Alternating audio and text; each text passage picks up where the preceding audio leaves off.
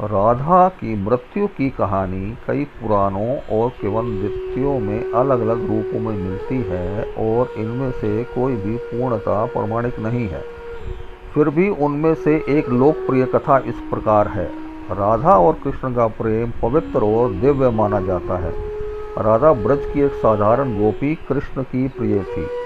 दोनों का प्रेम सांसारिक सीमाओं से परे था और इसे भक्ति का प्रतीक माना जाता है। हालांकि राधा और कृष्ण का मिलन इस भौतिक जगत में नहीं हो सका, क्योंकि कृष्ण को मथुरा और बाद में द्वारका जाना पड़ा और वह राधा से दूर हो गए।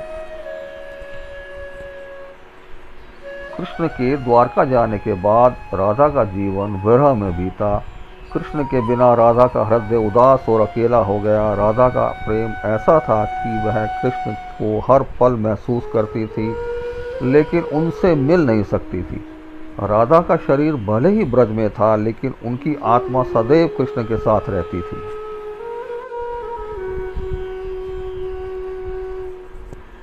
कई वर्षों के बाद जब राधा वृद्ध हो गई, तो उन्हें एहसास हुआ कि उनका अंत निकट है। कहा जाता है कि कृष्ण को भी इसका आभास हुआ और वह राधा से मिलने के लिए ब्रज आए।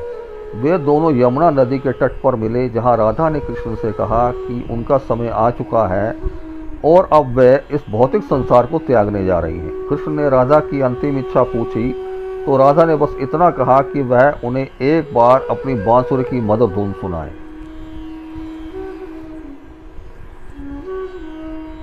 कृष्ण ने राधा के लिए अपनी बांसुरी बजाई और उस मधुर संगीत के बीच राधा ने अपनी आंखें बंद कर लीं। राधा की आत्मा ने कृष्ण के प्रेम में विलीन होकर शरीर को त्याग कर दिया। कहा जाता है कि राधा की मृत्यु के बाद कृष्ण ने अपनी बांसुरी को यमुना नदी में फेंक दिया और फिर कभी बांसुरी नहीं बजाई। यह घटना राधा और कृष्ण के प्रेम की पूर्णता की प्रतीक मानी। राधा की मृत्यु की इस कथा में प्रेम, भक्ति और त्याग का संदेश है। राधा और कृष्ण का प्रेम भले ही संसार में एक साथ न रह सका, लेकिन उनकी आत्माएं सदैव एक ही रही।